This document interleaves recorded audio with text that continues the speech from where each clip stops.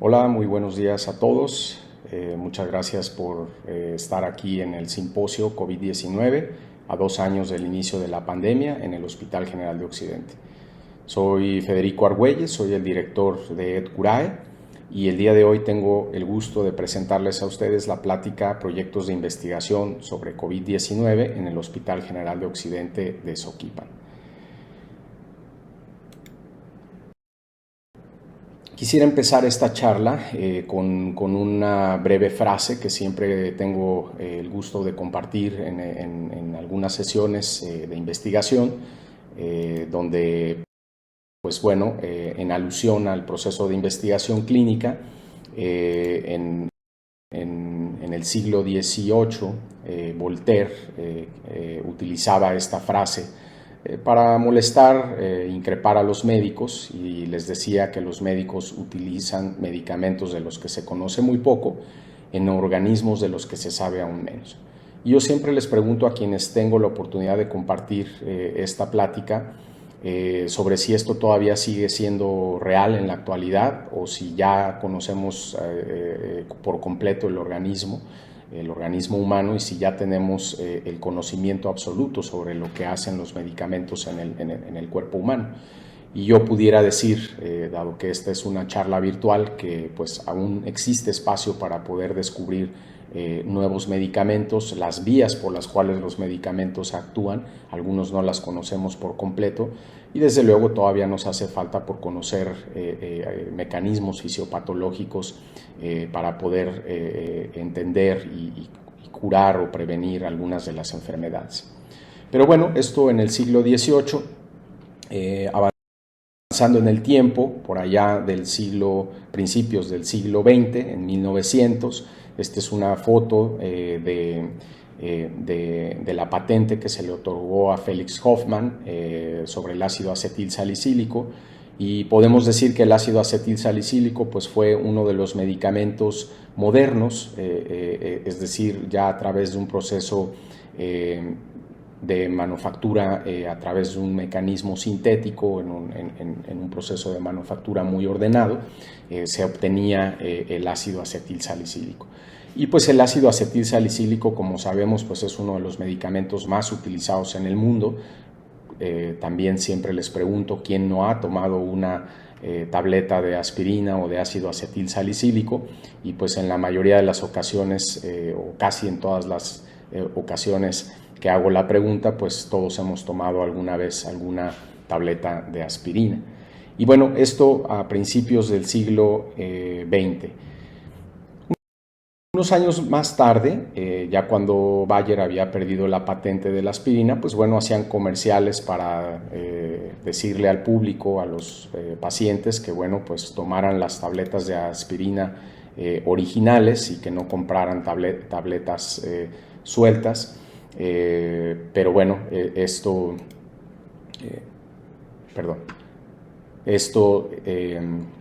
pues bueno, hacía alusión al uso de la aspirina en una forma muy chusca para tratar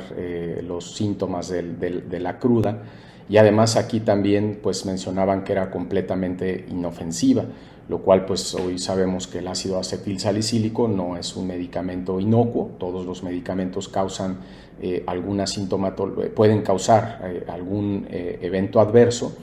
y en el caso de la aspirina, pues bueno, pueden causar un síndrome de Stevens-Johnson, por lo cual el decir que son completamente inocuos pues no es válido. Hoy ninguna autoridad regulatoria permitiría que se utilizara un elemento como este.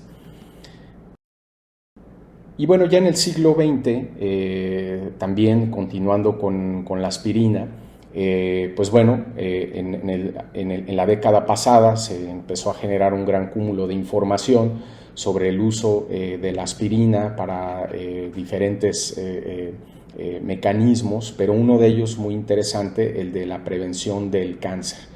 Y se hicieron un cúmulo muy numeroso de investigaciones sobre el posible beneficio del ácido acetil salicílico en el tratamiento del cáncer, o en la disminución del riesgo para tener este padecimiento. Sin embargo, pues hasta ese momento no se entendía cuál era el mecanismo por el cual el ácido acetilsalicílico podía tener esta cualidad de disminuir el riesgo de cáncer. Y en el sentido también sobre lo que mencionábamos sobre el conocimiento de los medicamentos, pues bueno, en ese momento se concluía que no había suficiente información para determinar cuál era la vía adecuada para determinar el mecanismo protector del ácido acetilsalicílico.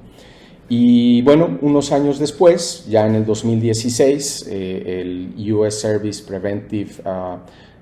Service Task Force de los Estados Unidos emite estas guías donde emite unas recomendaciones para utilizar el ácido acetilsalicílico para prevenir el cáncer colorectal y se agrega la indicación primaria del cáncer, del ácido acetilsalicílico para disminuir el riesgo cardiovascular ahora a la del cáncer. Esta nueva indicación terapéutica no ha sido todavía globalmente adoptada, pero bueno, ya está ahí en una guía clínica de los Estados Unidos y seguramente habrá que investigar un poco más para poder adoptar esta medida como una medida de salud pública, pero ahí está la investigación que se ha hecho al respecto. Y bueno, en el proceso de investigación se ha seguido investigando al ácido acetilsalicílico en otros padecimientos, en otros tipos de cáncer, y se ha observado que también en grandes cohortes las pacientes de estas cohortes también tuvieron una disminución en el riesgo de tener cáncer de ovario. Y bueno, pues las conclusiones sobre estas investigaciones es que el proceso antiinflamatorio de los AINES y el ácido acetilsalicílico puede ser el que esté relacionado al uso del ácido acetilsalicílico. Sin embargo, pues repito, no se conoce todavía a ciencia cierta cuál es el mecanismo por el cual ejerce sus efectos positivos sobre la prevención del riesgo para desarrollar cáncer. Y también se ha observado que en pacientes que tienen sobrepeso y obesidad, el efecto positivo que tiene el ácido acetilsalicílico en la disminución del cáncer no es tan alto como en las poblaciones que tienen un índice de masa corporal normal. Entonces, bueno, ahí también se observa que el efecto inflamatorio relacionado a sobrepeso y obesidad también ejercen un efecto contrario cuando se observa las cohortes que utilizan ácido acetilsalicílico y pues ahí pudiera concluirse o tener más evidencia de que el proceso antiinflamatorio de los AINES son los que pueden estar relacionados en este efecto de reducción del riesgo para tener cáncer. Y bueno, pues ya tomando más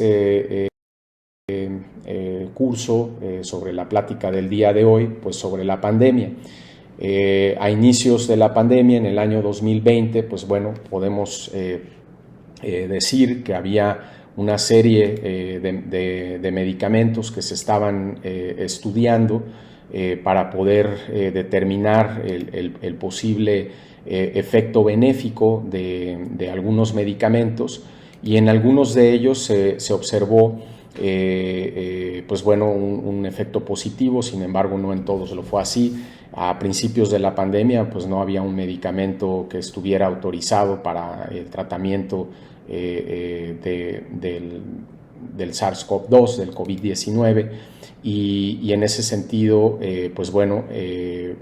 a principios del 2020 también la aspirina fue uno de los medicamentos que se investigó y que se intentó determinar si era más benéfico utilizarlo para prevenir los efectos vasculares que estaban asociados al uso de otros medicamentos. Y bueno,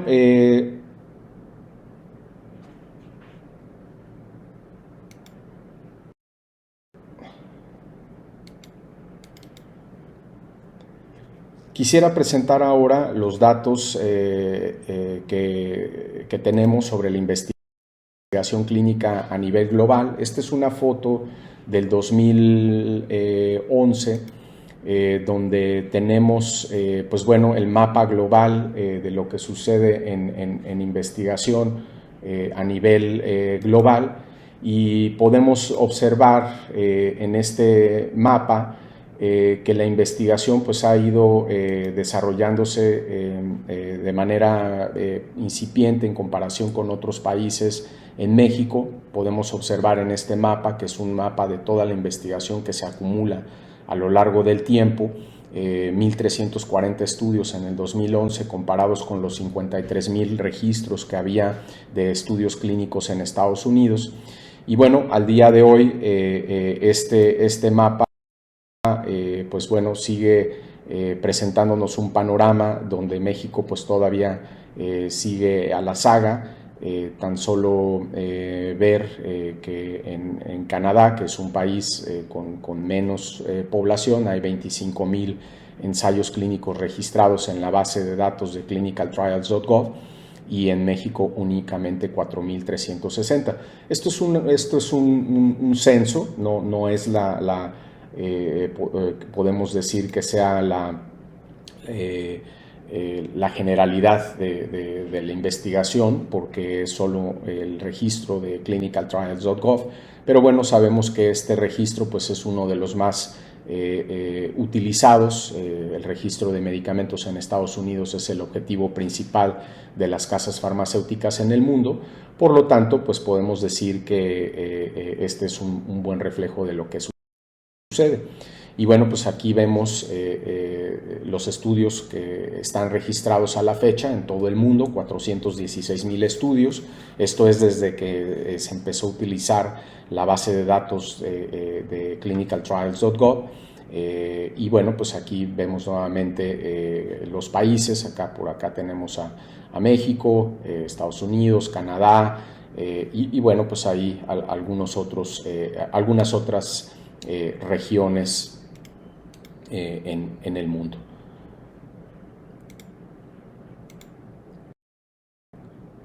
También dentro de este proceso de investigación podemos observar que la investigación clínica, el mayor número de estudios clínicos en México se conducen en centros de investigación privados, y conforme nos vamos hacia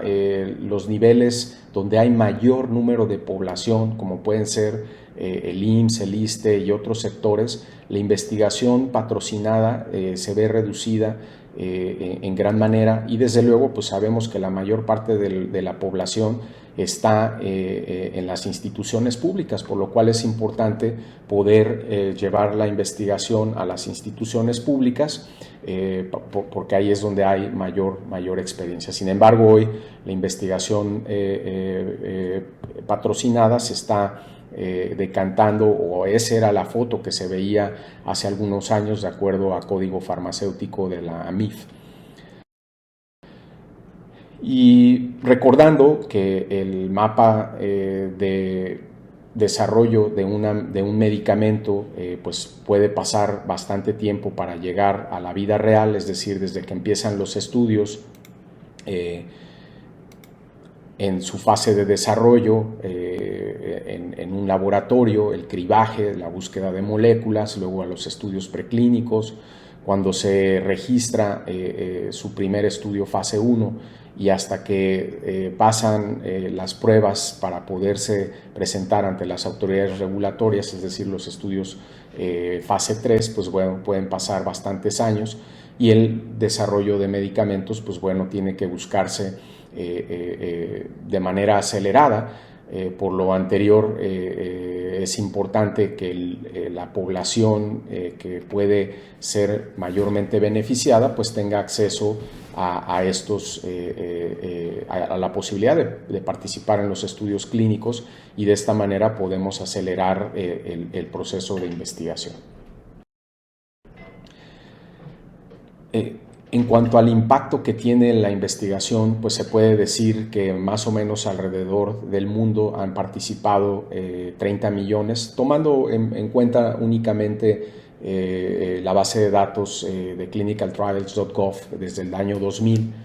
Seguramente los números son más amplios, pero bueno, desde el año 2000 a la fecha, alrededor de 30 millones de personas, pacientes, sujetos sanos han participado en la investigación clínica. Como les mencionaba, hay más de 400,000 estudios registrados en el mundo. A inicios del 2021 había 386,000 y en México más de 4,000. Y podemos decir que el mapa también en ese año, en el año 2001, desde que empezó a operar la base, se tienen registrados un número de 1.800.000 estudios fase 1, 7 millones de estudios fase 2 y 18 millones de pacientes participando en los estudios fase 3, tomando en consideración que cada fase de un estudio, pues bueno, tiene un número determinado de pacientes, la fase 1 de 20 a 100 pacientes, las fases 2 de 100 a 300 y las fases 3 ya pueden incluir miles de pacientes. Pues bueno, en cada una de las fases este es un cálculo de las personas que han estado participando en estos estudios. Esta es una foto estática de lo que está sucediendo en un momento cuando se toma una foto en el clinicaltrials.gov y así más o menos se ve esa foto en el año 2000. Desde luego hay otros estudios como son los estudios de acceso, los estudios fase 4 o algunos otros registros que están en la base de datos y que no se les asigna una fase, pero más o menos esa es una foto del número de personas que participan en un estudio de investigación clínica. Del número de estudios también que se han realizado en el mundo, tomando en cuenta la base de datos de clinicaltrials.gov, podemos ver que en el momento en el que tomé esta foto había un número de 62,000 estudios fase 1 registrados, 78,000 fase 2, 36,000 fase 3 y algunos fase 4. Esto, pues bueno, tiene que ver con el desarrollo, la historia natural del desarrollo de los medicamentos, es decir, empiezan a investigarse algunos medicamentos y no todos pasan a la siguiente fase. En los estudios fase 2, muchas de estas moléculas que fueron probadas aquí hacen varios estudios fase 2 para evaluar dosis, evaluar formulaciones y por eso se aumenta el número de estudios, pero de estos solo la mitad o menos de la mitad pasan a fase 3. Esto significa que no todos los medicamentos tienen el éxito que se esperaba y pues se abandona la investigación en las fases tempranas y únicamente un número de medicamentos van a la fase 3. Y los medicamentos fase 4, que son los estudios ya cuando, los estudios fase 4, que son cuando los medicamentos ya están en comercialización y estos, pues bueno, son menos. No todos los productos se les solicita que hagan estudios fase 4 y algunas compañías farmacéuticas pues inician los estudios fase 4 por propia voluntad, no únicamente cuando se lo solicitan las autoridades regulatorias. Pero bueno, la participación de los pacientes en los estudios clínicos permite a la población tener acceso a más y mejores tratamientos y al descubrimiento de terapias para múltiples padecimientos. Simplemente hay que ver que en México desde el 2012 se han otorgado más de 370 registros de medicamentos innovadores y 3 de ellos además fueron aprobados en México por primera vez en el mundo. La lixisenatida, la empaglifosina y la vacuna contra el dengue fueron medicamentos que fueron aprobados por primera vez en el mundo en México. Y también, bueno, pues en el caso de los medicamentos genéricos podemos ver que hay desde el 2012 que inició la base de datos de la COFEPRIS, el RENEC, se puede calcular que han participado más de 25,000 voluntarios sanos en todo el país. Solo desde el 2012, porque antes no tenemos datos.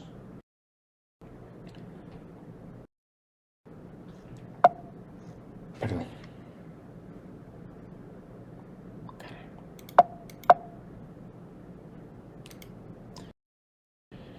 Los beneficios de la investigación, pues bueno, tenemos el impacto directo que puede traducirse en ahorro en tratamientos innovadores y tecnologías de la salud, en generar mayores recursos para poder dirigirlos a nueva inversión en investigación,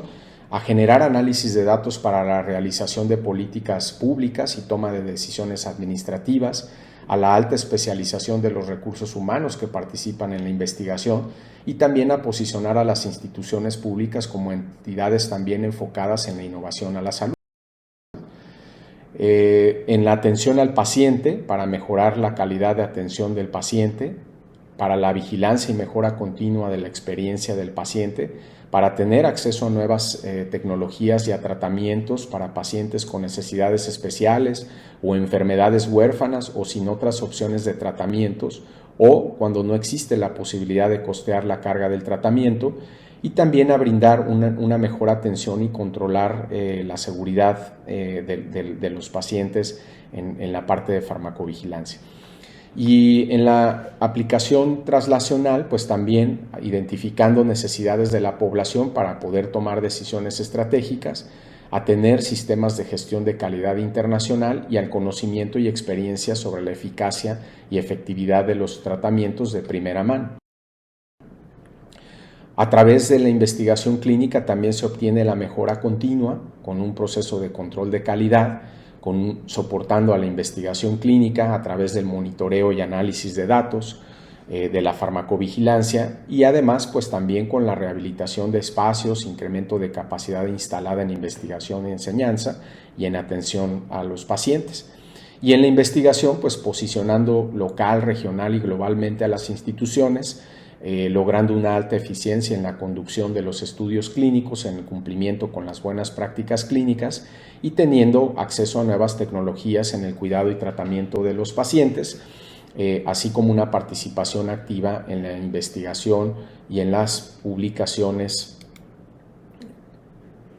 internacionales. Y desde luego en la capacitación para poder tener un cumplimiento regulatorio nacional e internacional con una mejoría en la investigación clínica para el desarrollo de nuevos medicamentos y con certificaciones reconocidas a nivel internacional. Esto está además estudiado. Cuando se llevan a cabo estudios clínicos se puede aumentar la calidad de la atención a los pacientes que son atendidos en una institución que realiza investigación clínica, y a través de la investigación clínica, pues bueno, también el personal de la salud que participa en la investigación también aumenta su capacidad, su conocimiento, su entendimiento y la posibilidad de aplicar más rápidamente las nuevas guías terapéuticas cuando se descubre un nuevo medicamento. Esto está también estudiado en algunas observaciones, como por ejemplo en el síndrome coronario agudo. Mostró que las instituciones que participaban en estudios clínicos tenían un mejor cumplimiento de la guía clínica y la mortalidad de los pacientes en esa institución eran menor cuando los pacientes eran atendidos en instituciones que realizaban investigación clínica. Y de igual forma, en otra observación que se hizo en cáncer de ovario, mostró que las pacientes tratadas en instituciones que participaban en estudios clínicos tuvieron una estadificación quirúrgica y una reducción de la masa quirúrgica más completas y tuvieron además una mejor supervivencia que las pacientes tratadas en instituciones que no participaban en estudios clínicos. ¿Cuál es el panorama de la investigación clínica global ante la pandemia, ante el virus del SARS-CoV-2? Pues bueno, en un corte que hice recientemente en clinicaltrials.gov estaban registrados 6.133 estudios en COVID, es decir, desde que empezó la pandemia. Los que están actualmente activos son 2.829 estudios, los que ya se completaron 2.575, 559 estudios que fueron terminados o suspendidos, algunos estudios que están por iniciar, 134 estudios, y otros estudios de acceso expandido, es decir, medicamentos que ya estaban en investigación para otras enfermedades y que se continuaron utilizando también para tratar el COVID. De los estudios completados, vemos que la mayor parte de ellos fueron realizados por los fondos de las universidades, de los institutos nacionales de salud en el mundo y únicamente una porción de 491 estudios fueron patrocinados por la industria farmacéutica. De los estudios activos que están al día de hoy, estudios intervencionales, 1837 estudios, de los cuales hay 400 estudios en fase 1, 700 estudios en fase 2, 400 en fase 3 y algunos ya en fase 4. Aquí en los estudios fase 4 hay muchos estudios de medicamentos que ya estaban en el mercado y que bueno, se empezaron a reposicionar y algunos entraron en esta categoría de fase 4. Pero bueno, podemos ver este mapa global de la investigación en COVID específicamente y podemos ver que hay una gran actividad todavía. Este es un corte muy reciente de la semana pasada sobre lo que está sucediendo en el mundo en COVID. Y bueno, ¿qué está pasando en el Hospital General de Occidente? Pues el Hospital General de Occidente también ha tenido la oportunidad de participar en investigación clínica patrocinada. En el año 2020, a través de los esfuerzos y la colaboración que hace EDCURAE con la Secretaría de Salud Jalisco, se trajeron varios estudios desde el año 2020. Desafortunadamente, porque era un enrolamiento competitivo, no se logró enrolar pacientes, pero bueno, como investigador estaba el doctor Héctor García Bejarano en un estudio para demostrar la eficacia y la seguridad de Desidustat. Era un estudio fase 2 de una molécula que está actualmente aprobada, recientemente aprobada para el tratamiento suplementario de la eritropoyetina en pacientes con enfermedad renal avanzada y se observó que el uso de Desidustat era eficaz y seguro para tratar la hipoxia en pacientes hospitalizados con COVID-19. Entonces, bueno, si bien no pudimos participar en el HGO en este estudio, pues bueno, tuvimos la oportunidad de empezar a trabajar con los investigadores del Hospital General de Occidente y a generar esta experiencia, a trabajar en conjunto con los comités de ética en investigación, con el comité de investigación. Un segundo estudio que trajimos también de un medicamento de reposicionamiento terapéutico, el interferón alfa 2 beta, con el doctor Gerardo Amaya. Igual, debido a que era un enrolamiento competitivo, no se logró enrolar pacientes. Esto, pues bueno, fue un aprendizaje para poder mejorar los tiempos en los que se tiene que iniciar la investigación en un sitio de investigación. De lo contrario, pues nos quedamos sin la oportunidad de participar. Pero bueno, también se observó que el interferón alfa 2 beta puede tener una mejoría importante en la reducción de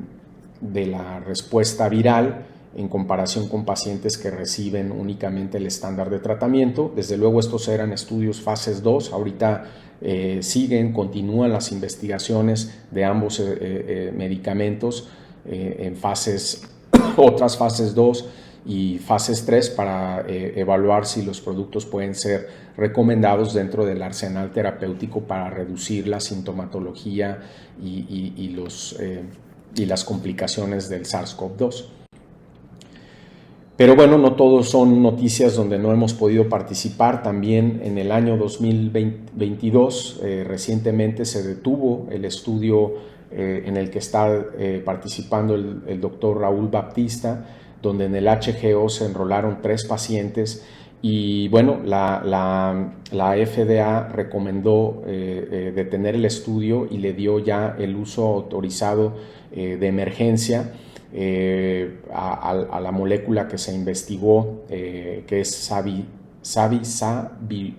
Sabulin, de la empresa Veru, y actualmente están por poner a disposición de los pacientes el producto en cuestión, el cual tuvo una reducción en la mortandad de los pacientes que estaban hospitalizados. Entonces, pues bueno, aquí podemos ver que la participación de nuestros investigadores en México, en las instituciones, especialmente aquí en el HGO, pues tuvo una participación importante. Este es un estudio con 210 pacientes a nivel global y bueno, aquí en México pudimos participar con 3 pacientes en el HGO. Esto pues bueno nos habla de que hay una aceptación y un incremento del proceso de llevar a cabo investigación en el HGO, y de lo cual pues nos sentimos muy contentos de poder colaborar como EdCurae en estos momentos. Y actualmente, pues bueno, también está por empezar otro estudio de reposicionamiento terapéutico para evaluar la seguridad y la eficacia del alteplasa en pacientes con SARS-CoV-2. Es un estudio en el que va a participar el doctor Alejandro Aguilar. Estamos esperando la autorización de la COFEPRIS. Es un estudio que está llevándose también a cabo en varios países del mundo. Como lo podemos ver, aquí está registrado en la base de datos de estudios clínicos de la Unión Europea, y bueno, pues estamos esperando la autorización de COFEPRIS y esperamos poder apoyar al doctor Alejandro Aguilar y a su equipo para poder enrolar un buen número de pacientes y poder seguir contribuyendo a la investigación, al conocimiento del arsenal terapéutico para tratar al COVID.